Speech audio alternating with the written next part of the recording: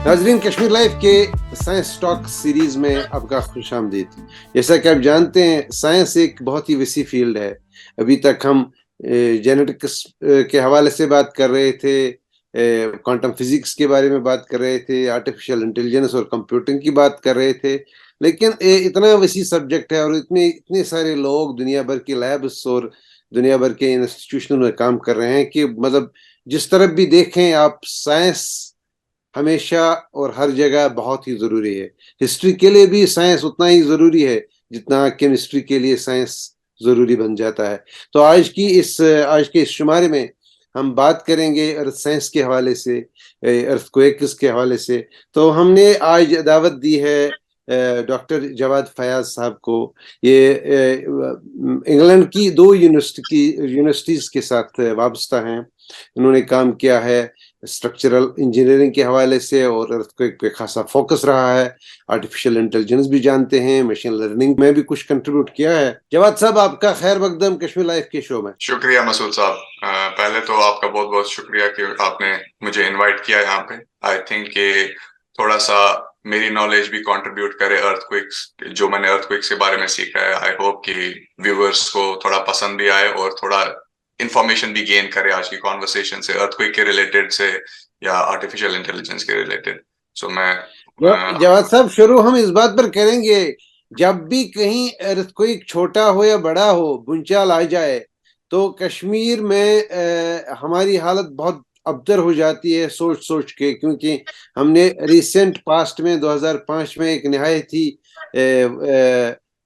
भयानक भूचाल देखा, जिसने बहुत सारे इलाकों को हमारे तबाह कर दिया और बहुत सारे लोग मारे गए। तो अब की बार जब तुर्की में ये बहुत ही सानिया हो गया, जिसमें हजारों लोग अभी तक मारे जा चुके हैं, तो और उसके साथ साथ बहुत सारे लोग फिर उस पर बातें करना शुरू करते हैं कि ऐसा होगा, ऐसा होने वाला है। तो मैं शुरुआत इस बात से करना चाहूंगा कि क्या ये वाकई मुमकिन है कि हम एक अर्थक्वेक को प्रेडिक्ट कर सकते हैं, जैसा कि बहुत सारे लोगों का कई दुनिया के कई हिस्सों में दावा है। हम्म, तो सबसे पहले तो मैं हाजिर हाजिर जवाब देता हूँ इसका कि ये बिल्कुल पॉसिबल नहीं है।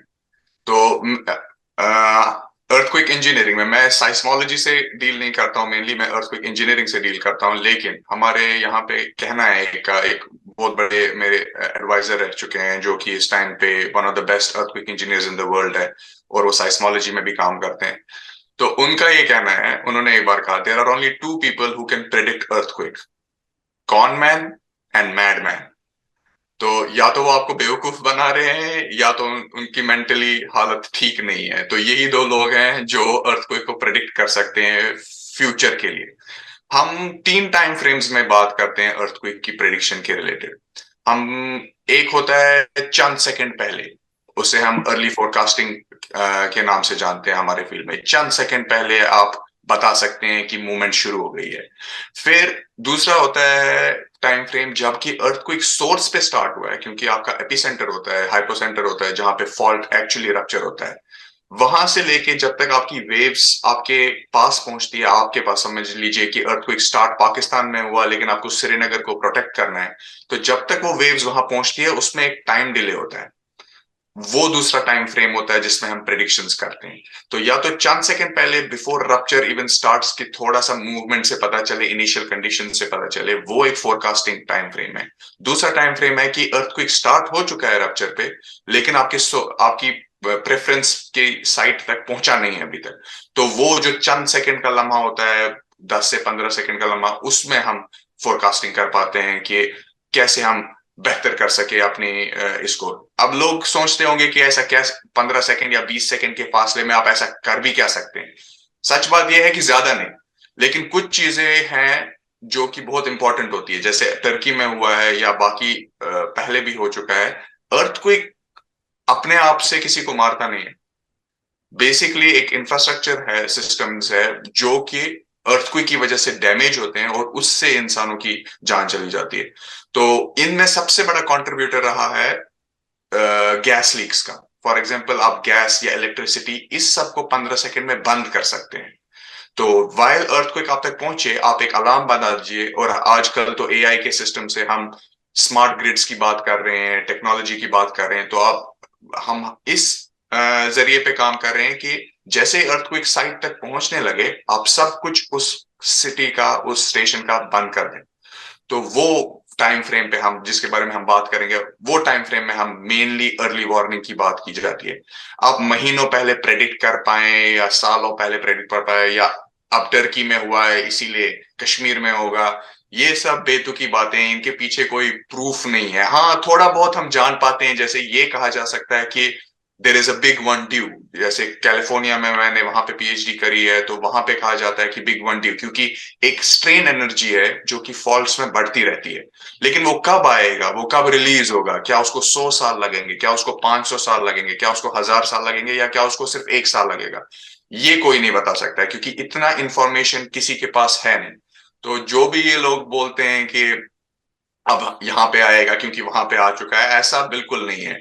हाँ, ये बात है कि बहुत टाइम से हिमालयन प्लेट में, जो हम इंडिया की प्लेट्स में बात की जाती है, यूरेशियन प्लेट के साथ जो कोलिजन चल रहा है जिसकी वजह से हिमालयस फॉर्म हुआ है, उसमें लोग बोलते हैं from IITs, they have researched it, कि अभी बिग वन आ सकता है। लेकिन कब आएगा, वो हमारी लाइफ टाइम में आएगा या 500 साल बाद आएगा, ये कोई एक्यूरेटली नहीं बता सकता है। तो जवाद साहब, इससे पहले कि हम अर्थक्वेक और अर्थक्वेक इंफ्रास्ट्रक्चर के हवाले से, स्ट्रक्चरल इंजीनियरिंग के हवाले से बात करें, तो हमारे नाजरीन को ज़रा बता दें अपने सफ़र के हवाले से, अपनी लर्निंग कर्व जो आपकी रही है, कहाँ से पढ़ा आपने, फिर कहाँ कहाँ काम किया, तो उसके बाद हम आपकी रिसर्च के हवाले से बात कर लेंगे। हाँ, मैं लाल बाजार, श्रीनगर लाल बाजार से बिलोंग करता हूँ। मैंने अपनी एजुकेशन 12th तक बर्नॉल स्कूल में कंप्लीट की। उसके बाद मैं बेंगलोर चला गया आरवी कॉलेज ऑफ इंजीनियरिंग में, जहाँ मैंने बैचलर्स किया। और उसी टाइम पे मेरा admission university of California Irvine में हुआ फॉर माई मास्टर्स। और जब मैं वहाँ मास्टर्स कर रहा था, तो I started becoming interested in statistics, AI और अर्थक्वेक इंजीनियरिंग के रिलेटेड। तो I carried on my PhD there. तो मैंने कुछ 4 साल में अपनी मास्टर्स और पीएचडी कंप्लीट की। तो 2021 में मेरा पीएचडी ऑफिशियली कंप्लीट हुआ। After completing my PhD, actually before completing my PhD, मुझे जॉब ऑफर आ गई थी as a post doctoral research scientist in University college London. तो बिफोर मैंने भी ऑफिशियली कंप्लीट किया अपना पीएचडी, मैंने ऑलरेडी रिमोटली वर्क स्टार्ट कर दिया था। And after officially getting my degree, I moved to University College London in the UK। फिर वहां पे मैंने कुछ 10-12 महीने काम किया। मुझे थोड़ा लंदन का थोड़ा माहौल, क्योंकि वो थोड़ा ओवर क्राउडेड प्लेस है, उतना मुझे पसंद नहीं आया। वो काफी ज्यादा चकाचौंध है वहां पे, ऐसे बोल दीजिए। तो उसी टाइम पे मुझे एक और ऑफर आ गई यहाँ पे यूनिवर्सिटी ऑफ टी साइड में। लेकिन ये एक स्मॉल यूनिवर्सिटी है, लेकिन इसका सबसे बड़ा जिस चीज ने मुझे अट्रैक्ट किया is they were offering me a position between computing and engineering domain. तो यूजुअली अगर आपने सिविल इंजीनियरिंग में काम किया, आपकी डिग्री सिविल इंजीनियरिंग में है, तो you are more inclined to be hired by civil engineering department. But university of T साइड थोड़ा कुछ नया कर रही है, they are making the university for the future. तो इन्होंने कंप्यूटिंग और इंजीनियरिंग डिपार्टमेंट्स को मर्ज किया हुआ है। तो यहाँ पे कंप्यूटिंग सेपरेट और इंजीनियरिंग सेपरेटली नहीं होता है, यहाँ पे दोनों मिक्स होते हैं। And it fit my profile well. तो मैंने University of T side join की as a primary assistant professor और लेक्चरर, यहाँ पे लेक्चरर कहा जाता है। लेकिन उसके हवाले से मैं यूनिवर्सिटी कॉलेज लंदन से स्टिल एसोसिएटेड रहा as a honorary lecturer there. तो अब मैं दोनों यूनिवर्सिटीज के साथ काम करता हूँ। बट प्राइमरी मेरा यूनिवर्सिटी ऑफ टी साइड है, लेकिन you have to sometimes go to university college London UCL. तो वहां पे भी थोड़ा काम चलता रहता है। तो जवाद साहब, ये बता दें, जब आपने पीएचडी किया तो पीएचडी में आपने किस चीज की तलाश की और टेक अवे क्या रहा? मेरा पीएचडी थोड़ा ब्रॉड पीएचडी रहा, क्योंकि मैं ट्राई कर रहा था कि ब्रिज इंफ्रास्ट्रक्चर सिस्टम्स को बेटर करने के लिए। तो उसमें मैं मशीन लर्निंग और स्टैटिस्टिकल मेथड्स के जरिए से मेथडोलॉजीज बनाना चाह रहा था कि आप कैसे ब्रिजेस को बेटर एनालाइज कर सके, ताकि उनका डिजाइन बेटर हो सके। और थोड़ा बहुत आप उसमें, जैसे हम बात कर रहे थे अर्ली वार्निंग की, थोड़ा बहुत उसमें प्रेडिक्शन पावर भी आया जा सके कि अगर थोड़ी सर्कमस्टांसेस चेंज हो जाए व्हाइल अर्थक्वेक इज हैपनिंग, क्योंकि अर्थक्वेक में एक बहुत बड़ा प्रॉब्लम ये रहता है कि within the earthquake as well, जब आपका वेव चल रहा होता है उसमें बहुत टाइप की फ्रीक्वेंसीज होती है। तो उन फ्रीक्वेंसीज की वजह से आपके ब्रिज के या किसी भी स्ट्रक्चर के डिफरेंट कंपोनेंट्स डैमेज हो सकते हैं।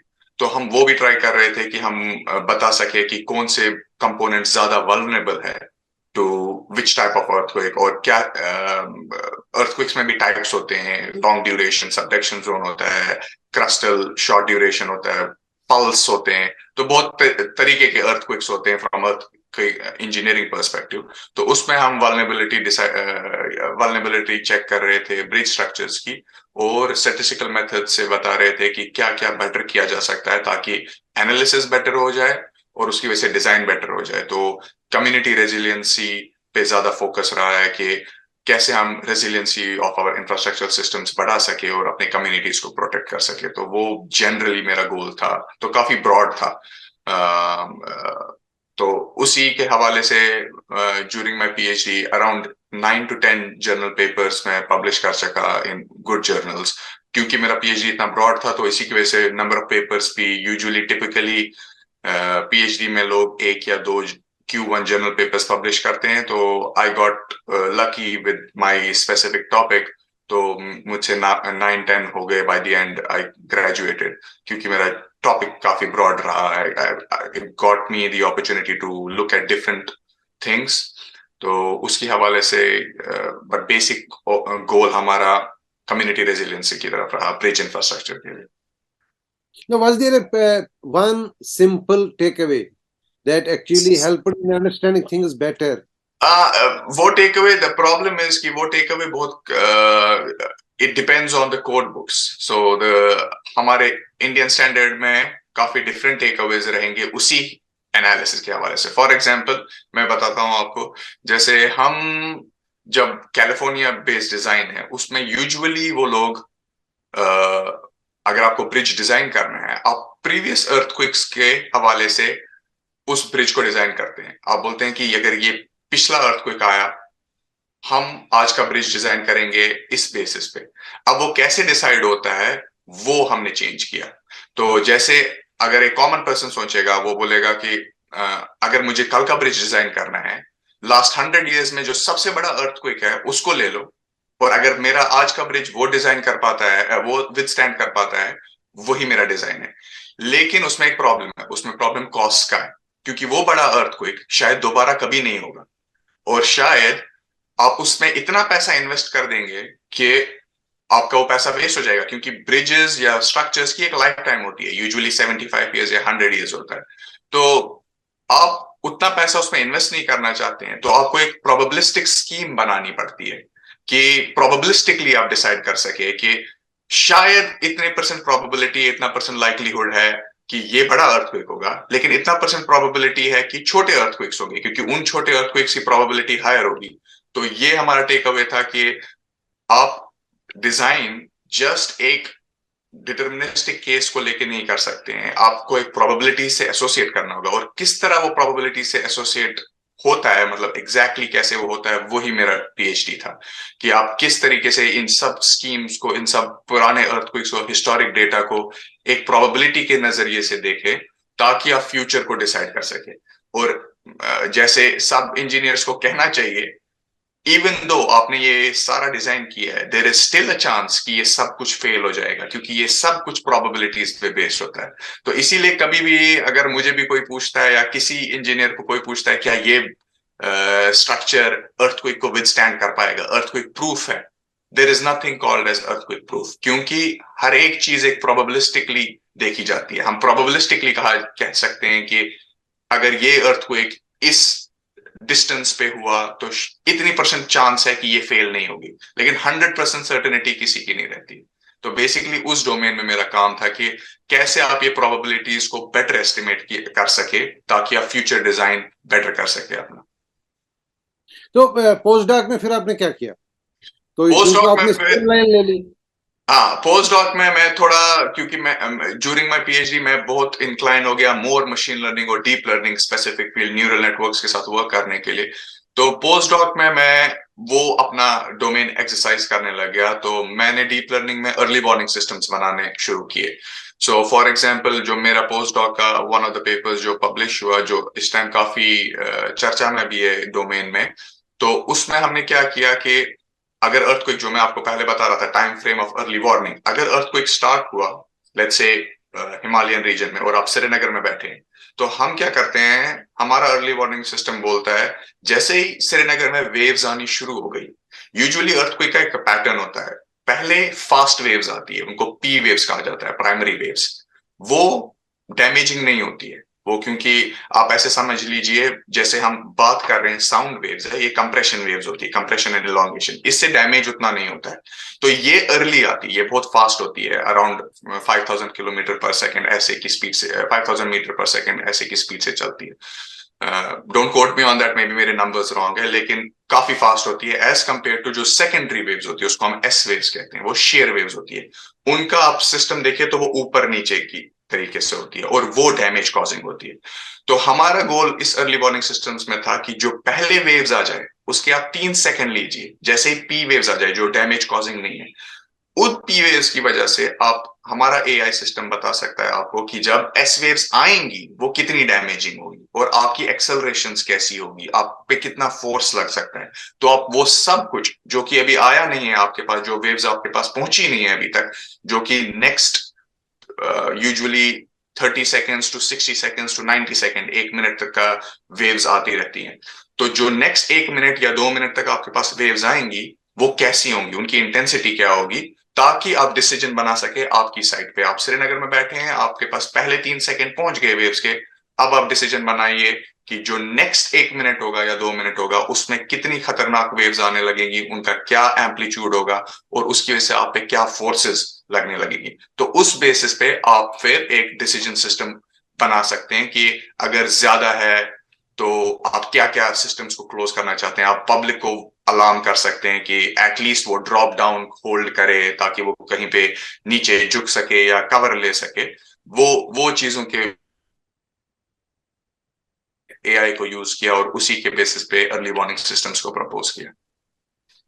तो what is the stage of your, जो आपने डिवाइस किया है system, has it started being implemented at some level in some markets? It was recently publish, so 2023 Jan. So हमारे इस फील्ड में एक बहुत बड़ा प्रॉब्लम ये है कि by the time you study, you complete your study till the time it gets published, उसमें एक बहुत बड़ा टाइम लैग रहता है।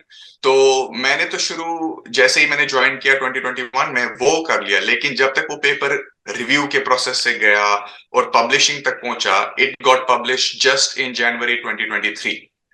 तो अब एक्चुअली उसका ये नजर आ रहा है कि अब वो थोड़ा इम्पैक्ट बना रहा है, क्योंकि नाउ जैसे कि मैं अभी नेक्स्ट मंथ मुझे चीले एक लोगों को ज्यादा पता नहीं है, लेकिन साउथ अमेरिका में एक कंट्री है चीले, जो कि जापान और चीले ये दुनिया की सबसे मोस्ट साइस्मिक जोन, सबसे बड़े साइस्मिक जोन है, बिकॉज वहां पे सबडक्शन जोन है। उससे क्या होता है कि आपके जो अर्थक्वेक मैग्नीट्यूड्स है वो बहुत बड़े, बहुत लार्ज स्केल पे फैले जाते हैं। जैसे कि उनके लिए मैग्नीट्यूड 8 हर 10 साल में आता है, तो हमने मैग्नीट्यूड 8 कभी देखा भी नहीं है। चीले में इट्स लाइक एवरी 10-20 ईयर्स उनके पास उनको वहां पे एक मैग्नीट्यूड 8, मैग्नीट्यूड 7 तो उनके लिए बहुत हल्का हो गया अब।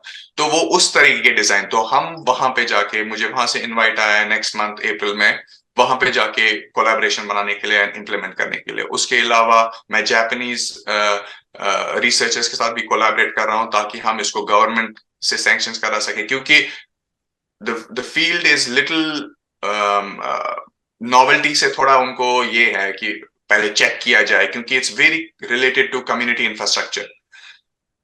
पब्लिक हेल्थ के साथ जो भी फील्ड्स एसोसिएटेड है उसमें टाइम बहुत लगता है इम्प्लीमेंटेशन से, by the time it gets published to the time it gets implemented, क्योंकि ये बहुत पब्लिक डोमेन से फील्ड कनेक्टेड है, you have to be very careful.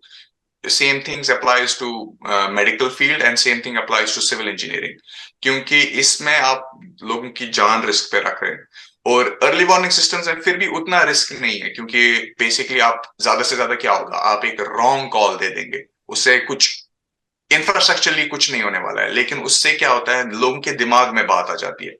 तो फॉर एग्जाम्पल, अगर आप अभी मसूद साहब बैठे हुए हैं अपने घर पे, मैं आपको बोल दूं कि अर्थक्वेक आने वाला है, मेरा मेरा आर्टिफिशियल इंटेलिजेंस आपको बोले कि अर्थक्वेक आने वाला है, फिर अगर अर्थक्वेक नहीं आया, आपके दिमाग में पैनिक रहेगा और आप काम पे नहीं जाएंगे और आप हमेशा ध्यान में रखेंगे वो कुछ गड़बड़ है। तो वो जो मेंटल हेजिस्टेंस आती है, उसकी वजह से इतना तुरंत आप अर्ली वार्निंग्स को भी नहीं ला सकते, क्योंकि इससे बहुत बड़ा नुकसान हो सकता है लोगों की साइकी पे। उसको थोड़ा रीचेक करने की कोशिश चल रही है अभी चिले में, कैलिफोर्निया में और जापान में। और पिछले साल मुझे इनवाइट किया गया था आईआईटी रूरकी में भी, तो वहां पे भी कुछ रिसर्चर्स से बात चल रही है, ताकि उसी टाइम पे, क्योंकि जब मैं लास्ट टाइम आया था नवंबर में, उसी टाइम पे वहां पे नेपाल का अर्थक्वेक हुआ था, तो उनके हवाले से भी थोड़ी बात करने की कोशिश चल रही है कि हम ये शायद हिमालयन जोन में ट्राई कर सके अर्ली वार्निंग कि कैसा परफॉर्म कर रहा है। बेसिकली ये ट्राई एंड टेस्टेड है यूजिंग प्रीवियस हिस्ट्रीज, लेकिन अभी हमारी इम्प्लीमेंटेशन की बात चल रही है 3-4 कंट्री से। तो वी आर होपफुल कि कहीं ना कहीं वी विल गेट टू सी कि ये कैसा परफॉर्म करता है। तो इसके लिए इवेंचुअली आपको एक सॉफ्टवेयर तो जनरेट करना पड़ेगा जो इम्प्लीमेंट होगा एक्सपेरिमेंटल स्टेज पे, या ऑलरेडी वो हो चुका है? वो हो चुका है, सॉफ्टवेयर ऑलरेडी मेरी वेबसाइट पे है। मैं अपनी वेबसाइट पे मेजॉरिटी ऑफ माय पेपर्स जो मैं पब्लिश करता हूँ उनके अकम्पनिंग और सप्लीमेंट्री सॉफ्टवेयर्स मैं फ्रीली पब्लिश करता हूँ अपनी वेबसाइट पे। तो सॉफ्टवेयर ऑलरेडी है और मैं नंबर्स देख रहा हूँ कि कैसे वो डाउनलोड हो रहा है, कितने लोग उसको यूज कर रहे हैं। But it's all about right now in the research stage. Practical implementation में थोड़ा शायद टाइम लगे या शायद कभी ना हो, लेकिन आई एम होपफुल कि कहीं ना कहीं ये यूटिलाइज हो जाएगा, क्योंकि ऐसे सिस्टम्स काफी स्टार्ट हो गए यूज होना। कैलिफोर्निया में, specially in western countries, California, Chile में ऑलरेडी अर्ली वार्निंग सिस्टम्स काफी अब इंडिया में भी एक्चुअली आईआईटी में जब मैं बुलाया गया था वहां पे उन्होंने दिखाया कि उनकी अपनी अब सेलफोन ऐप है जो आपको बता देती है अलार्म आ रहा है। तो उसी के माध्यम से हम बात ट्राई कर रहे हैं कि ये वाला सॉफ्टवेयर भी ट्राई किया जाए और देखा जाए, क्योंकि इसकी एक्यूरेसी एज कंपेयर टू जो प्रीवियस सिस्टम्स थे उनसे बहुत ज्यादा थी। तो मैं अगर आपको एक्यूरेसी की मेजर्स बताऊं, 95% एक्यूरेट था हमारा फ्रेमवर्क, जबकि पिछले फ्रेमवर्क्स यूजुअली 80%, 75% इस बॉल पार्क में रहते हैं एक्यूरेसी के इससे। तो हमारा framework using the test that we have conducted with previous data, उसमें हमने देखा कि इसकी एक्यूरेसी 95% थी for most of the earthquakes. तो उस हवाले से हम ट्राई कर रहे हैं कि इसको थोड़ा प्रमोट किया जा सके। और व्यूअर्स में, आपके व्यूअर्स में भी कोई साइंटिस्ट होंगे, कोई अर्थक्वेक रिसर्चर्स होंगे, मैं उनसे भी कहना चाहता हूँ कि please feel free to get in contact. अगर आपको ऐसा कोई अपॉर्चुनिटी है जहां पर हम इसको यूज कर सके at a testing level also, I will be happy to collaborate on that. ये बता दीजिएगा जवाद साहब, ये जो रिसेंटली तुर्की का जो डिवास्टेटिंग अर्थक्वेक था, what are the takeaways? वहां से हमको क्या सीखना चाहिए? वैसे हर एक बुंचाल कुछ ना कुछ सिखा के ही जाता है, लेकिन इससे क्या खास चीजें हैं जो हमको सीखनी चाहिए? मैं उतना स्ट्रक्चरल इंजीनियरिंग में रिलेटेड हूं नहीं, तो मेरी कोई ओपिनियन, उतनी एक्सपर्ट ओपिनियन रही नहीं है स्ट्रक्चरल इंजीनियरिंग के बारे में। बट हाँ, जहां तक मैंने डिटेल समझे हैं, द प्रॉब्लम इज कि हम हमेशा बात करते हैं कि आफ्टर एन अर्थक्वेक ये करना चाहिए, वो करना चाहिए, हर एक के पास ओपिनियंस होती है, लेकिन प्रैक्टिकलिटी थोड़ी अलग है। प्रैक्टिकलिटी प्रॉब्लम स्ट्रक्चरल इंजीनियरिंग में नहीं है, प्रॉब्लम पॉलिटिकल साइड से मुझे लगती है, at least as far as I concern, मुझे लगती है प्रॉब्लम वही प्रॉब्लम इंडिया में भी लगती है, वही प्रॉब्लम टर्की या कहीं नॉन वेस्टर्न कंट्रीज में usually, I am not generalizing, but non western countries में ये यूजुअली ज्यादा होता है। और उस प्रॉब्लम का जड़ है करप्शन। आप ये देखेंगे टर्की में कि एक ही एरिया में एक बिल्डिंग स्टैंडिंग है, बाकी सब कोलैप्स्ड है, और सेम टाइप की बिल्डिंग्स है। ऐसा कैसे हो सकता है? ऐसा सिर्फ तभी हो सकता है जब आपने स्टील ठीक से नहीं डाला है, जब आपने अच्छे क्वालिटी का कंक्रीट यूज नहीं किया है, या सीमेंट ठीक से नहीं डाला है। ये सब एक बहुत बड़ा प्रॉब्लम होता है। डिजाइन, अगर आप कोड को, बिल्डिंग्स को डिजाइन करें कोड बुक्स के हिसाब से, एक एक्सपर्ट ओपिनियंस के हिसाब से, properly, without any corruption involve, most probably as I said, ये कोड बुक्स बहुत हाई फैक्टर ऑफ सेफ्टी से ऑलरेडी बनाए गए होते हैं, तो आपकी बिल्डिंग्स कोलैप्स एटलीस्ट नहीं होनी चाहिए। जैसे मैं आपको बताता हूँ, हम कैलिफोर्निया में थे, और कैलिफोर्निया में during my last year of my PhD हम एक रिकॉनेसेंस पे गए थे, सर्वे पे चले गए थे, क्योंकि एक बहुत बड़ा अर्थक्वेक वहां पे हुआ था 7.6 मैग्नीट्यूड का, और बैक टू बैक हुए थे दो अर्थक्वेक्स। पहले 6.9 हुआ था, उसके बाद 7.6 7.4 मैग्नीट्यूड का अर्थक्वेक हुआ था सेम प्लेस पे। तो ये यूजुअली होता नहीं है, अभी टर्की में हो रहा है, लेकिन वहां पे कैलिफोर्निया में ये दो बड़े अर्थक्वेक्स बैक टू बैक होना यूजुअली देखा नहीं गया। हम वहां जब सर्वे पे गए, कोई स्ट्रक्चरल कोलैप्स हमें दिखा नहीं, कोई भी नहीं, लाइक लिटरली कोई भी नहीं गया। उस सिटी में हम गए, क्रैक्स थे, गैस लीक्स हुए थे, उसकी वजह से काफी कॉस्ट हुए थे, गैस लीक्स की वजह से फायर हुआ था, लेकिन स्ट्रक्चरली आप देखें, हम हॉस्पिटल्स में विजिट करने गए, हम घरों में विजिट करने गए, मैक्सिमम प्रॉब्लम्स स्ट्रक्चरली में नहीं थी उनके पास। उनको क्रैक्स हुए थे, लेकिन ये क्रैक्स स्ट्रक्चरल क्रैक्स नहीं थे। जब आप एक बिल्डिंग को डिजाइन करते हैं, आपके दो टाइप के मेंबर्स होते हैं, एक स्ट्रक्चरल मेंबर्स होते हैं, दूसरे एक फसाड मेंबर्स होते हैं। जैसे आपकी वॉल है, आप वो वॉल तोड़ के दूसरी वॉल बना सकते हैं विदाउट इफेक्टिंग योर स्ट्रक्चर। हमने जो स्ट्रक्चर्स देखे, उसमें कोई ज्यादा बड़ी प्रॉब्लम नहीं हुई थी, क्योंकि वो कोड बेस्ड डिजाइन है। वो ट्राई करते हैं कि stick to the code, stick to the opinions of the experts. और करप्शन मैं नहीं कहूंगा वहां नहीं है, लेकिन कम स्केल पे देखा जाता है। तो मुझे लगता है कि ये एक बहुत बड़ी प्रॉब्लम है, जो कि हम जैसी कम्युनिटीज को कश्मीर में या टर्की में या बाकी देशों में ये थोड़ा समझना चाहिए कि अर्थक्वेक थोड़ी वार्निंग दे के थोड़ी आता है, जिस दिन आएगा उस दिन ऐसा ही कोलैप्स आप देखेंगे अगर आप प्रिपेयर्ड नहीं है। सो कम्युनिटी रेजिलियंस का मुझे लगता है सबसे बड़ा प्रॉब्लम हमारी जैसी कंट्रीज में ये होता है कि people are not serious about this. और मैं, अब हर एक के पास अपने एक रीजन है ये सब क्यों हो रहा है, लेकिन अगर आप कोड बुक्स के तरीके से नहीं चल रहे हैं, जो कि एक्सपर्ट्स ने एक फैक्टर ऑफ सेफ्टी के साथ बनाया है, तो आप प्रॉब्लम्स फेस कर सकते हैं। तो मेरे हिसाब से वो एक बहुत बड़ा इशू रहा है इन सब केसेस में, कि आप एक right amount of material, right quality of material नहीं यूज कर रहे हैं। उसके अलावा हम स्ट्रक्चरली बात कर सकते हैं कि आप क्या क्या बेटर कर सकते हैं, लेकिन बेटर तब करेंगे ना जब हम पहला चीज ठीक से कर सके। तो बेटर की बात तो तब आएगी, अभी जैसे हम लास्ट टाइम भी मैंने एक इंटरव्यू में कहा था कि we have techniques like base isolation. आप फॉर एग्जांपल मैं आपको कह दूं कि अगर आप ग्राउंड से कनेक्टेड है और आपको कोई पुश कर दे, क्योंकि आप ग्राउंड से कनेक्टेड है, आप गिर जाएंगे। लेकिन अगर मैं आपको रोलर स्केट्स दे दूं और फिर पुश करूं, आप गिरेंगे नहीं, आप सिर्फ स्लाइड करेंगे।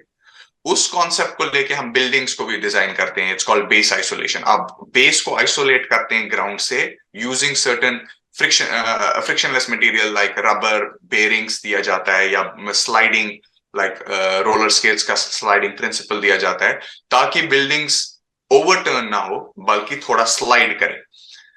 अगेन ये प्रोबेबिलिस्टिक है, ऐसा नहीं है कि फिर वो नहीं गिरेंगे, लेकिन प्रॉब्लम इसमें यह है, इसमें बहुत ज्यादा एडिशनल कॉस्ट है।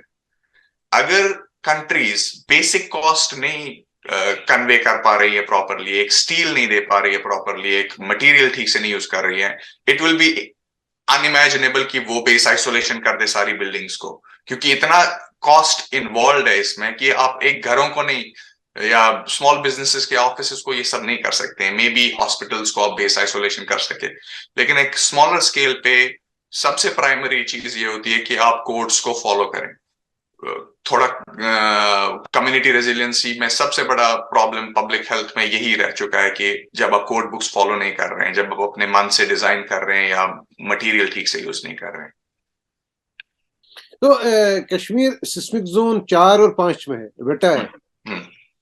तो क्या करना चाहिए? आप कश्मीर को बिल्कुल उसी तरह जानते हैं जिस तरह मैं जानता हूँ। मैं तो यही कहूंगा, सबसे पहला चीज है कि अगर हम कोड बुक्स फॉलो कर रहे हैं या नहीं।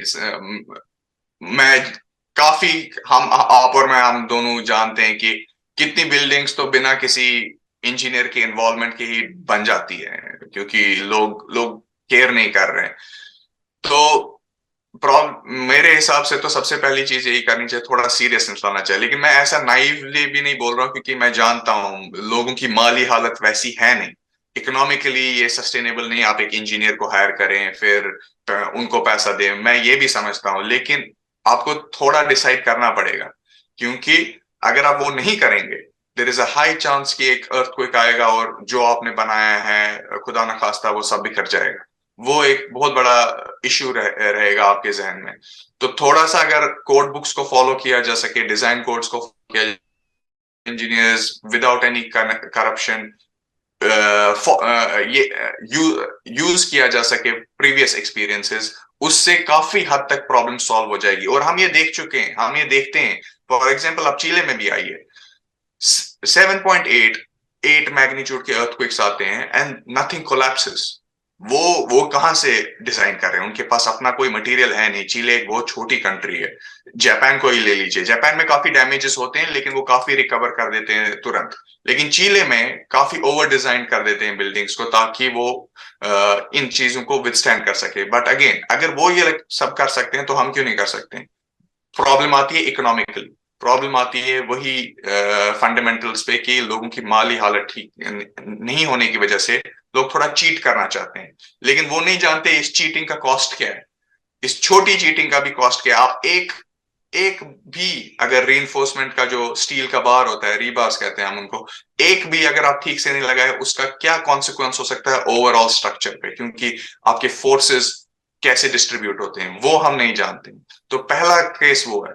दूसरा केस ये भी है कि अगर थोड़ा इन्वेस्टमेंट्स हो सके इन अर्ली वार्निंग फ्रेमवर्क्स पे, क्योंकि इसमें ज्यादा कॉस्ट नहीं है। इवन दो आप एक सेल फोन के जरिए, एक सॉफ्टवेयर, सिंपल सॉफ्टवेयर के जरिए आप अलार्म कर सकते हैं इसको, तो वो लेकिन थोड़ा गवर्नमेंट एजेंसीज की तरह और जो ये प्राइवेट एजेंसीज होती है जो सेंसर्स बनाती है उनके थ्रू से अगर थोड़ा इसमें सपोर्ट मिल सके तो शायद ये भी हेल्पफुल हो सके लोकल पब्लिक के लिए, ताकि एटलीस्ट वो जान सके कि उनको घर में नहीं रहना है या घर से थोड़ा बाहर रहना है या अपने आप को प्रोटेक्ट कैसे करना है, या गैस लीक्स ही बस प्रिवेंट किया जा सके, वो सब थोड़ा प्रिवेंट किया जा सके। तो वो मेरे हिसाब से दो की पॉइंट्स रहेंगे, डिजाइन बुक्स और अर्ली वार्निंग सिस्टम्स में थोड़ा इन्वेस्टमेंट। हाँ डॉक्टर जवाद साहब, मैं कश्मीर के तनाजुर में आपने जो बताया स्ट्रक्चरल इंजीनियरिंग के हवाले से कि ऐसी टेक्नोलॉजीज अवेलेबल हैं लेकिन बहुत एक्सपेंसिव हैं, लेकिन कश्मीर ट्रेडिशनली एक सिस्टम इवॉल्व हुआ था जिसको हम दजी देवारी सिस्टम कहते हैं, जिसको हम ताक सिस्टम कहते हैं, वो चेंज हो गया। इस मतलब अब वो उतना मॉडर्न तो नहीं लग रहा है। अब हमारे यहाँ जरूरी है कि कंक्रीट मोटर हो, हमारे यहाँ ईंट डिफरेंट हो, स्टील आपको पता ही है कौन सा अवेलेबल है यहाँ। और तो ये अगर कोई ये कोशिश करे कि पुराना सिस्टम रिवाइव करे तो उसका मकान बहुत पुराने टाइप का लगेगा। But is there some kind of an effort that will have some sort of fusion between the traditional system and the modern system, so that we are prevented from the devastations that usually earthquakes result in? ये एक बहुत difficult question है मसूद साहब, अगर मैं सही बोलूं तो, क्योंकि आप स्ट्रक्चरल इंजीनियरिंग के हवाले से अगर पूछे तो हम नहीं कह सकते हैं कि पुराने सिस्टम्स कितने अच्छे हैं कितने बुरे हैं जब तक उसको टेस्ट नहीं किया जाए। और टेस्ट करने के लिए किसी को फंड करना है ये रिसर्च। तो लोग क्या करते हैं, हम लोगों का क्या सिस्टम रहा है, देखिए फॉर एग्जांपल मैं आपको बताता हूँ, मेरा जब बैचलर्स खत्म हुआ तो मैंने एक मटेरियल डिजाइन किया वेस्ट प्लास्टिक लेके, जो कि जिसने टेस्टिंग के जरिए थोड़ा प्रूव किया, जो हमने बेसिक टेस्टिंग की बैचलर्स लेवल पे अपने ही जेब से पैसे देके, उस टाइम अपनी जेब से क्या, पेरेंट्स की जेब से पैसा देके, तो उस टाइम जो टेस्टिंग हमने करी उसने प्रूव किया कि वो स्टील से बेटर मटेरियल है in terms of strength and capacity. लेकिन उसके बाद वो कभी आगे नहीं बढ़ पाया क्योंकि कोई उसको फंड करने के लिए रेडी नहीं है। और आई डोंट ब्लेम देम। आप फॉर एग्जांपल देख लीजिए, अगर कोई भी नया मटेरियल आता है तो कौन होगा सबसे पहला बंदा जो उस मटेरियल को यूटिलाइज करेगा उसका अपना घर बनाने के लिए? आपने पूरी जिंदगी या पैसा बचाया, आप अपना घर बनाना चाहते हैं, क्या आप रिस्क लेंगे मटेरियल के साथ?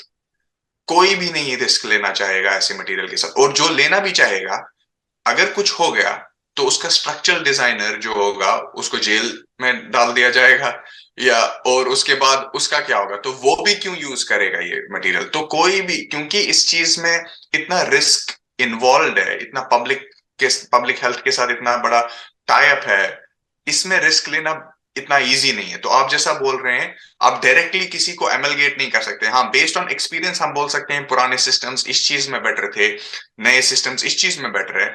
लेकिन कोई भी स्ट्रक्चरल इंजीनियर ऐसा नहीं होगा जो बोलेगा इन दोनों को मर्ज किया जाए। उस जगह पे जहां पे कानून बहुत स्ट्रिक्ट है, क्योंकि अगर कुछ भी गड़बड़ हो गया वो जेल चला जाएगा, उसका लाइसेंस रद्द किया जाएगा। तो वो सब प्रॉब्लम्स की वजह से हम कोई भी ऐसा सजेशन नहीं दे सकते हैं। जैसे मैं अभी भी नहीं बोलूंगा कि पुराने सिस्टम्स बेटर है, फिर बाद में कोई वो यूज कर लेगा और खुदा न खासा कुछ प्रॉब्लम हो जाए, क्योंकि आपको ये भी देखना है कि हमारे ओपिनियंस क्या है, वो उतना मैटर नहीं करते हैं based on what is fact. हम अपने ओपिनियंस जनरेट करते हैं फैक्ट्स पे, और फैक्ट्स जनरेट होते हैं रिसर्च से। As a researcher, as a scientist, ये आपका पहला गोल रहता है।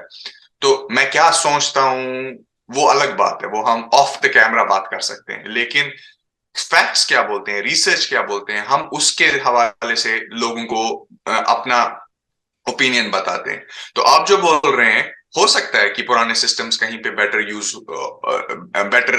चले हों, लेकिन इस टाइम उनको कितना रिसर्च से स्टडी किया गया हो, उनको कितना कॉम्बिनेशन आप देखा जाए कि कुछ हद तक नया सिस्टम यूज करे और कुछ हद तक पुराना सिस्टम यूज करे, ताकि लोगों की माली हालत भी नहीं हो। उसके लिए थोड़ा गवर्नमेंट को स्टेप इन करना पड़ता है, और वो रिसर्च को फंड करना पड़ता है, ताकि उसके ऊपर एक्सपेरिमेंट्स हो सके और फिर लोगों तक ये बात लाई जा सके। ये ओपिनियंस पे मैं वो रिसर्चर्स या साइंटिस्ट मैं उतना बिलीव नहीं करता हूं जो बस अपनी ओपिनियन देते हैं, क्योंकि द फैक्ट, मैं ये अपने मेरे पीएचडी डिसर्टेशन में भी मैंने ये कोट लिखा हुआ है, PhD is the journey of not knowing that you don't know anything to knowing that you don't know anything. तो मेरे जहां तक मैं समझता हूं ये बात, कि एक्चुअली बहुत चीजें हम साइंटिस्ट भी जानते नहीं है, हम रिसर्चर्स भी जानते नहीं है, और वो एक्सेप्ट करना बहुत लोगों को पसंद नहीं है। तो अनलेस एंड अनटिल आप ये एक्सेप्ट करें कि आप चीजों के बारे में जानते नहीं है, बहुत हद तक आप उनके बारे में तभी जान सकते हैं जब आप उनको एनालाइज करें, और एनालिसिस के लिए पैसा लगता है, एनालिसिस के लिए रिसर्च लगता है।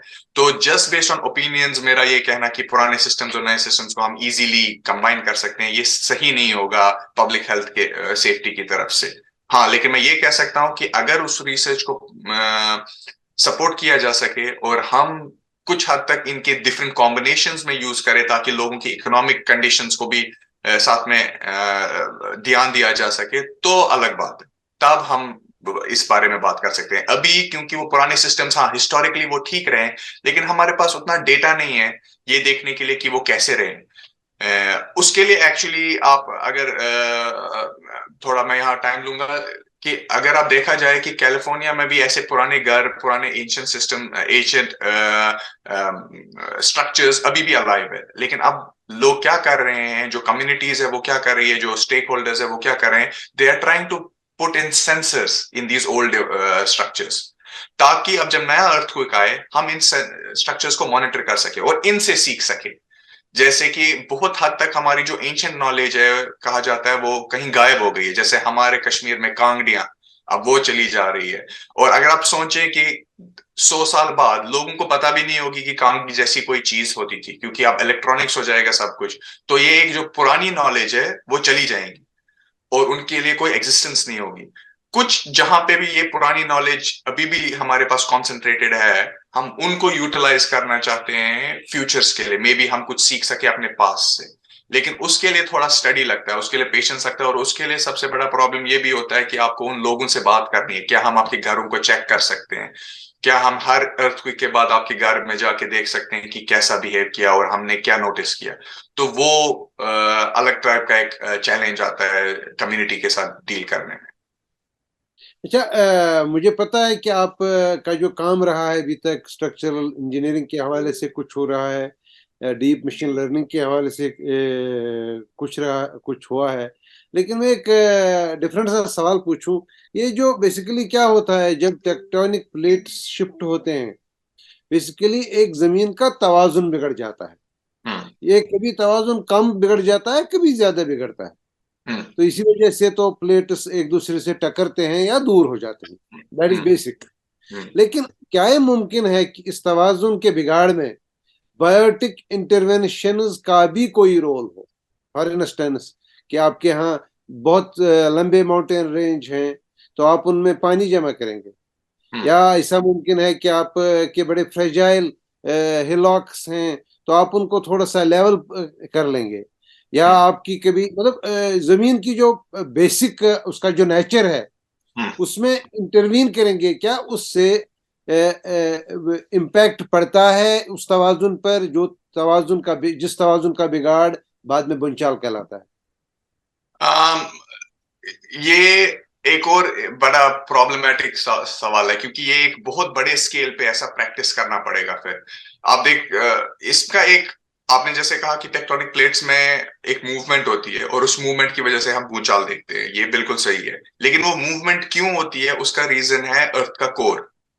अगर आप पानी यूज भी करें या कोई भी बायो डिवाइस यूज करें, आप किस हद तक उस चीज को संभाल सकते हैं। May be upper crust of earthquake, of earth, उस सरफेस तक आप शायद पहुंच भी जाए। आप कितना डीप जा सकते हैं वो, और कितना डीप जाकर उस इंटरवेंशन का एक कॉन्सिक्वेंस होगा अर्थक्वेक्स पे, ये एक बहुत बड़ा स्केल ऑफ प्रोजेक्ट है।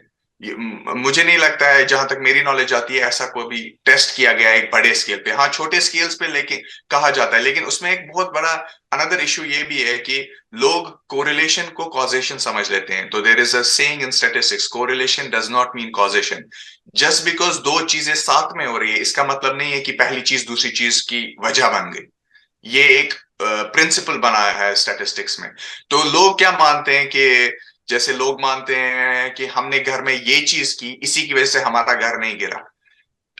इसमें बहुत सारे कंफाउंडिंग वेरिएबल्स भी होते हैं। तो मैं ये समझ सकता हूँ कि बहुत टाइम पे लोगों ने ये ट्राई भी किया होगा और वो समझते हैं इसी वजह से उनका अर्थ शांत है। लोगों के अपने एक परसेप्शन है कंफाउंडिंग वेरिएबल्स को लेके, कोरिलेशंस को लेके। लेकिन इसको इतना इजीली नहीं कहा जाता है जब तक इसके सारे वेरिएबल्स स्टडी नहीं किए जा सके, और वो इस लार्ज स्केल पे करना बहुत हद तक मुश्किल होगा। तो मेरे हिसाब से, जहां तक मेरे नॉलेज आती है, ऐसा कोई स्टडी किया नहीं गया है। लेकिन जो फिनोमेना है अर्थक्वेक का, अगर आपको उसको शांत करना है तो आपकी इंटरवेंशंस भी डीप होनी चाहिए, डिपेंडिंग ऑन कि कितना डीप अर्थक्वेक है। तो क्योंकि ये सारा मूवमेंट नीचे से शुरू होता है, अर्थ के कोर से और मेंटल से शुरू होता है, और वहां तक हम जाते नहीं है ऐसे भी।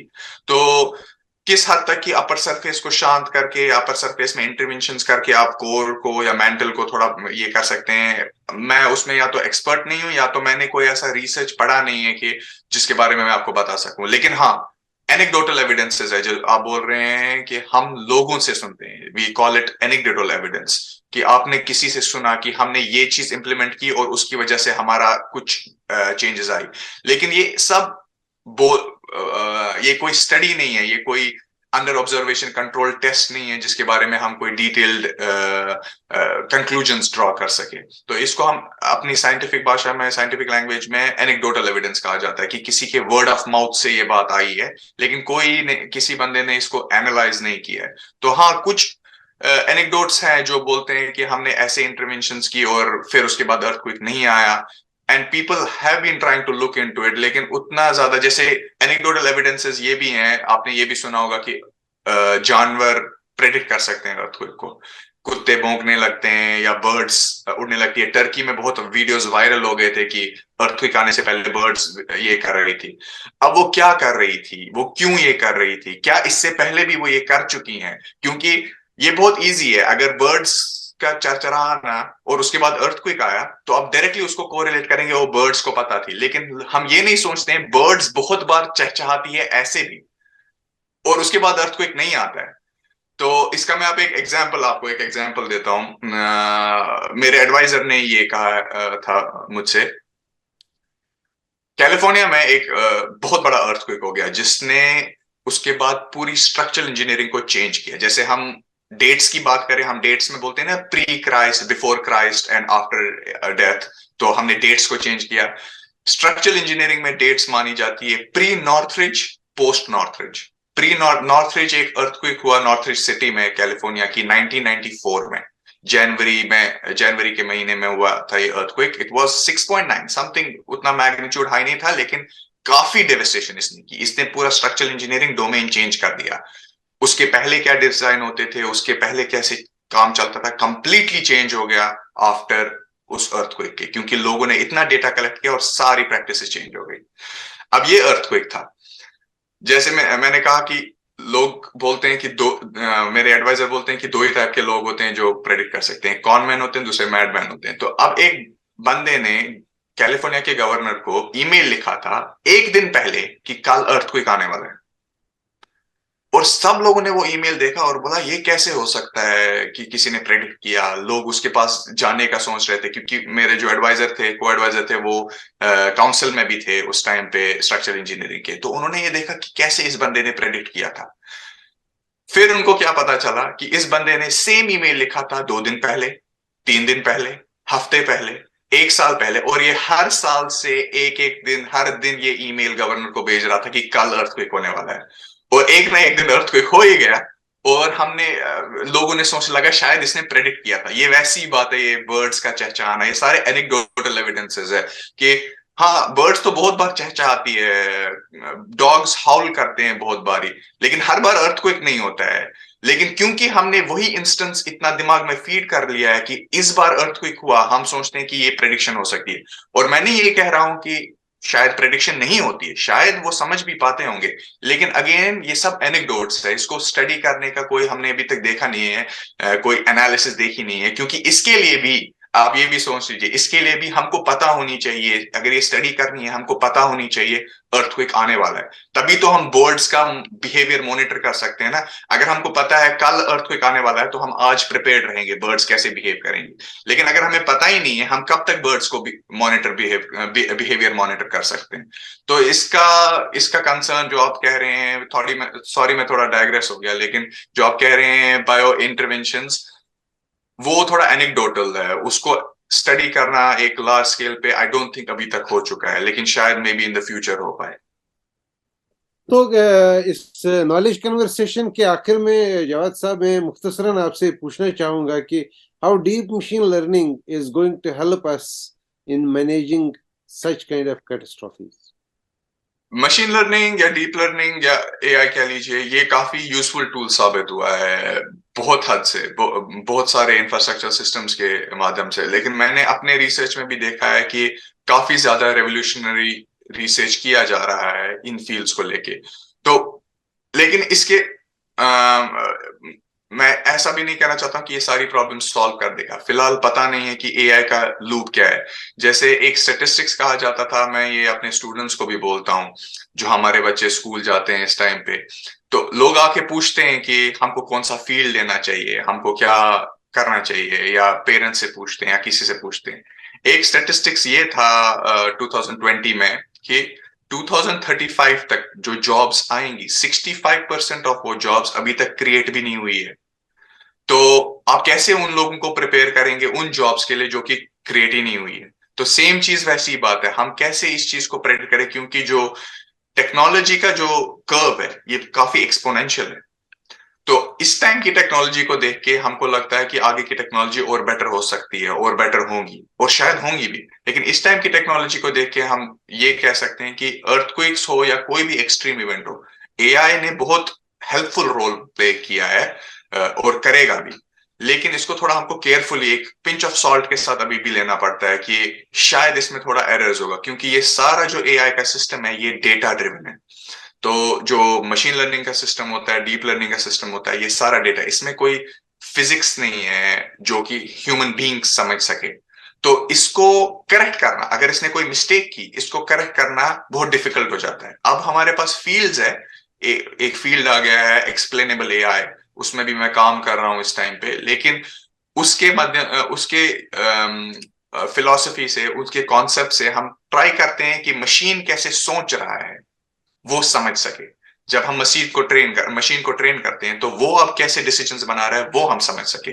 लेकिन इसको थोड़ा अभी भी पिंच ऑफ सॉल्ट के साथ लेना पड़ेगा इसको, क्योंकि ह्यूमंस का एक टेंडेंसी है, जब तक हमको कोई चीज समझ नहीं आती है हम उसके पीछे नहीं जाना चाहते हैं। तो वो एक चीज, एक ह्यूमन टेंडेंसी की वजह से हमारे को डीप लर्निंग या मशीन लर्निंग के टूल्स एब्सोल्युटली यूज करने चाहिए, ट्राई करने चाहिए। लेकिन फिर भी अभी लग रहा है कि जब तक कि इसके डिसीजन मेकिंग में और थोड़ा इजाफा ना हो जाए, कि ये थोड़ा, हम स्टैटिस्टिक्स में इसको कहा जाता है एक्स्ट्रापोलेशन। इंटरपोलेशन होता है अगर आपके पास दो एक्सट्रीम्स है, उसके बीच वाली चीज प्रेडिक्ट की जा सके। एक्स्ट्रापोलेशन होता है अगर आपके पास 2 पॉइंट्स है और आप फ्यूचर प्रेडिक्ट कर सके। इसका जो एक्स्ट्रापोलेशन पावर है डीप लर्निंग, मशीन लर्निंग का, काफी अच्छा है, लेकिन कितना फ्यूचर तक अच्छा है ये थोड़ा डिबेटेबल रह चुका है। इसीलिए हमारे पास अब जो वर्ल्ड है हमारा अर्थक्वेक इंजीनियरिंग का या सिविल इंजीनियरिंग का इन जनरल, वो डिवाइड हो चुका है थोड़ा बहुत। एक क्लासिकल फिजिक्स मॉडल्स पे बिलीव करता है, जो कि समझता है ये सारा एआई डीप लर्निंग सब बकवास है, यूज नहीं करना चाहिए। दूसरा डीप लर्निंग बेस्ड मॉडल्स है, जो सोचता है कि फिजिक्स बेस्ड मॉडल का उन्होंने बहुत टाइम से काम किया है और वो काम नहीं कर रहे हैं, तो हमको थोड़ा एडवांस बढ़ना चाहिए, क्योंकि हमने फिजिक्स बेस्ड मॉडल्स को ट्राई किया है। हमने ये समझ लिया है कि ह्यूमन बींग्स समझ नहीं सकते, इंसान समझ नहीं पा रहे हैं इस प्रॉब्लम को, तो हमको अब मशीनों की हेल्प लेनी चाहिए। अब तीसरा फील्ड, कुछ लोग हैं जो इन दोनों के बीच में रहना चाहते हैं और बोल रहे हैं हमको इन दोनों चीजों को यूज करना चाहिए। जो हमने फिजिक्स अभी तक समझी है उसको थोड़ा फीड करना चाहिए मशीन लर्निंग को। इसीलिए उससे एक नया फील्ड भी यूज हो रहा है जो हमारे फील्ड में है, उसको कहा जाता है फिजिक्स इन्फॉर्म्ड डीप लर्निंग। तो एक नया फील्ड है जिसकी उसके यूज से, उसके कॉन्सेप्ट से आप बोलते हैं कि आप फिजिक्स को टोटली ओवरथ्रो मत कीजिए, उसके थोड़े कॉन्सेप्ट्स ले लीजिए और उससे मशीन को असिस्टेंस दीजिए। लेकिन उसमें भी एक बड़ा प्रॉब्लम है, अगर मैं सोचा मैं यहाँ टाइम लूंगा थोड़ा, लेकिन उसमें भी एक बहुत बड़ा प्रॉब्लम है। हमने ये भी देखा है कि मशीन्स इंडिपेंडेंटली बहुत बार अच्छा काम करती है जो कि ह्यूमंस नहीं कर पाते। फॉर एग्जाम्पल, शायद आप जानते ही होंगे, चेस का एक बहुत बड़ा प्लेयर है मैग्नस कार्लसन। वो वर्ल्ड में इस टाइम सबसे बेहतरीन चेस प्लेयर है। उसकी चेस की रेटिंग्स होती है, आप उसकी क्वालिटी चेक कर सकते हैं। जैसे क्रिकेट में स्कोर्स होते हैं, चेस में एलो रेटिंग बोलते हैं उसको, ईलो रेटिंग बोलते हैं उसे। उसकी रेटिंग इस टाइम वर्ल्ड में सबसे ज्यादा है, कुछ 2700 के अराउंड है, 2700। इवन अगर आप देखें विश्वनाथ आनंद, इन सब की रेटिंग्स जो इंडिया से निकले, इनकी रेटिंग्स होती थी 2100, 2200 ग्रैंड मास्टर लेवल पे। लेकिन मैग्नस कार्लसन इज बियॉन्ड पार, सबसे बेहतरीन प्लेयर। हमने एआई का यूज करके एक चेस डेवलप किया, हमने एज इन कम्युनिटी ने। एक स्टार्टअप है लंदन में, डीप माइंड। उन्होंने एक एआई सिस्टम बनाया जो चेस खेल सके। उन्होंने ये देखा कि उन्होंने चेस, जब वो एआई ट्रेन कर रहे थे, उन्होंने उनको बेसिक रूल्स बताए चेस को कि आपके रूल्स ये है, आपको किंग को प्रोटेक्ट करना है, आपके ये सारे मूव्स अच्छे हैं, ये सारे मूव्स बुरे हैं। और उन्होंने ये चीज ट्रेन की 3 घंटे में। समझ लीजिए मैग्नस कार्लसन ने अपनी पूरी जिंदगी लगा दी ये चीज सीखने में, और यहाँ पे इन्होंने 3 घंटे में एक एआई मॉडल ट्रेन किया जिसकी एलो रेटिंग 3100 रही विद इन 3 आवर्स। और इस टाइम पे इस एआई मॉडल को इन्होंने बताया, इन्होंने समझाया कि ये स्टेप्स अच्छे हैं, ये स्टेप्स बुरे हैं, या आपको ये प्रोटेक्ट करना है, किंग को प्रोटेक्ट करना है, ये सब रूल समझाए। फिर इन्होंने एक और चीज ट्राई की। इन्होंने कहा लेट्स अज्यूम कि हम इसको कुछ नहीं बताए except basic rules. The basic rule is कि आपको किंग को प्रोटेक्ट करना है चेस में, उसके अलावा हम इसको कोई ह्यूमन इंटरवेंशन नहीं दे। और उन्होंने पाया कि actually it was 150 times better than previous model. उसकी एलो रेटिंग कुछ 5000 क्रॉस की कि 4000 क्रॉस की, जब उन्होंने चेस मशीन को कुछ भी नहीं बोला ह्यूमन की आइडियोलॉजी के बारे में। So it was making very bad moves sometimes, उनके कहने के मुताबिक। उन्होंने कभी किंग को बीच में रख दिया, सेंटर ऑफ द बोर्ड, जो ह्यूमन बींग्स कभी नहीं करेंगे, लेकिन फिर भी उसने बेटर परफॉर्मेंस दी। तो उस एक्सपेरिमेंट से लोगों को ये ख्याल में भी अब आता है कि शायद ह्यूमन इंटरवेंशन जैसा हम सोचते हैं ये एक हिंड्रेंस बनती है मशीन्स के लिए। तो आप देख रहे हैं कैसे ये हर एक जो मैं आपको बोल रहा हूं उसके पीछे एक और प्रॉब्लम बनी हुई है कि आप फिजिक्स इन्फॉर्म न्यूरल नेटवर्क लाए और ये सबको मैजिकल लगता है कि हाँ दोनों चीजों को मिक्स किया जाए, लेकिन उसमें हमारे पास एविडेंस है कि ह्यूमंस का इंटरफेरेंस मशीन्स के साथ कभी कभी अच्छा साबित नहीं होता है। तो शायद हम मशीन्स को बस छोड़ दें और उनको खुद से सीखने दें। तो ये सारा एक्सपेरिमेंटेशन अभी चल रहा है, रिसर्च चल रहा है कि किस हद तक हम ह्यूमंस और एआई को मर्ज करें, किस हद तक एआई को खुला छोड़े, लेकिन फिर डिसीजंस पे ट्रस्ट करे ब्लाइंडली। लेकिन फिलहाल के लिए नेक्स्ट 5 years तक लग रहा है कि ये दोनों हैंड इन हैंड जाएंगे, क्योंकि लोगों को एक्सेप्ट करने में भी टाइम लगेगा, लेकिन काफी अच्छे रिजल्ट्स। जैसे मैं अपना रिसर्च बोलूं, मैं एक बहुत बड़ा है एआई प्रोमिनेंट हूँ इस फील्ड में, तो आई लाइक टू से कि मेरा रिसर्च भी पूरा एआई पे बेस्ड अब हो चुका है। तो मैं चाहता हूं कि एआई काफी ज्यादा इंप्लीमेंटेशन में आए, क्योंकि even this early warning system जो मैंने आपको बताया, जो क्लासिकल फिजिक्स बेस्ड मॉडल्स होते थे उनकी एक्यूरेसी 60-70% क्रॉस नहीं करती, और ये एआई मैकेनिज्म्स 95 तक पहुंच गया है। तो बेसिकली डेफिनेटली रिजल्ट्स है, लेकिन हम इन रिजल्ट्स पे कब तक ट्रस्ट कर पाएंगे उसमें थोड़ा वक्त लगेगा। डॉक्टर जवाद साहब, आपने हमको अपने फील्ड के हवाले से और जो जमीन के नीचे की दुनिया है उसके बारे में इतनी बातें बताई और थोड़ा फ्यूचर के बारे में भी अलर्ट कर दिया, तो हम आपके निहायती मशकूर हैं और हम उम्मीद करेंगे कि आने वाले दिनों में कोई आपके डिपार्टमेंट से, आपकी लैब से कोई ऐसी चीज़ आ जाए कि हमको फिर बहाना मिलेगा आपसे फिर बात करने का। फिलहाल तब बिल्कुल। तक के लिए डॉक्टर जवाद साहब, हम आपके निहायती मशकूर हैं। Thank you so much Masood साहब, आपने इनविटेशन दिया इस इंटरव्यू के लिए, और मैं होप करता हूँ कि कुछ चीजें क्लियर हो गई हो, कुछ चीजें पब्लिक तक भी पहुंची हो कि खासकर ये जो पैनिक का माहौल होता है, हम कश्मीरियों में ये थोड़ा पीटीएसडी रह चुका है क्योंकि हमने बहुत सारे स्ट्रगल्स भी देखे हैं, तो everything becomes a very huge thing in our lifes.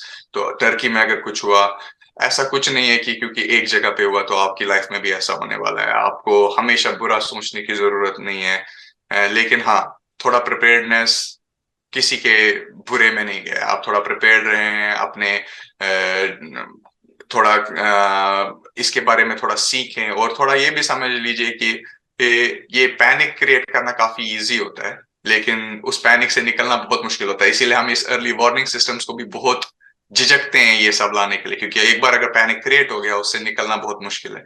तो लेकिन मैं होप करता हूँ कि इस कॉन्वर्सेशन से कुछ चीजें क्लैरिफाई हो गई होगी, और अगर मैं कुछ चीजों का आंसर नहीं दे पाया, आई एम सॉरी, उस चीजों की नॉलेज मेरे पास अभी है कोई नहीं बात शायद। नहीं, ऐसी कोई बात नहीं है। डॉक्टर साहब, आपका बहुत ही शुक्रिया। Thank you sir.